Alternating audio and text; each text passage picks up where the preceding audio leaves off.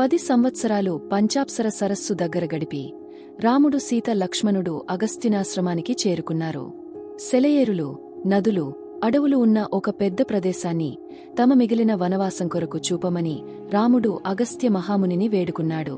ఆ మహర్షి పంచవటిలో ఉన్న గోదావరి తీరానికి వెళ్లమని రాముడికి సలహా ఇచ్చాడు.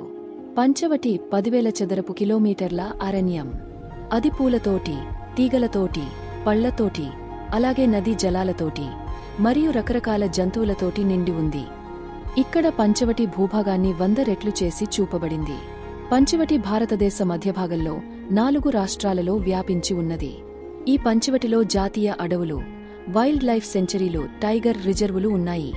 సంస్కృతంలో వటి అనగా తాడు అని, మర్రి చెట్టు ఊడలు అని కూడా అంటారు. అలాగే పంచవటి అనగా 5 ఊడలు. భారతదేశము యొక్క 5 పెద్ద నదులు ఈ ప్రాంతం నుంచే జనించి సముద్రంలోకి ప్రవహిస్తాయి. కాబట్టే దీన్ని పంచవటి అని పేరు పెట్టినట్టుగా ఉంది. అందుకనే కూడా జనస్థానం అని ఈ ప్రాంతాన్ని రామాయణంలో పిలుస్తారు. జనస్థానం అనగా ఈ నదులు జన్మించే ప్రదేశం. పంచవటి అరణ్య ప్రాంతం సుమారుగా సంవత్సరానికి 200 సెంటీమీటర్ల వర్షపాతాన్ని నమోదు చేస్తుంది.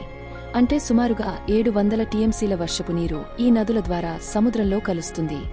ఈ పంచవటిలో ఉన్న పర్ణశాల గోదావరి నది తీరం పైన గుర్తించబడింది.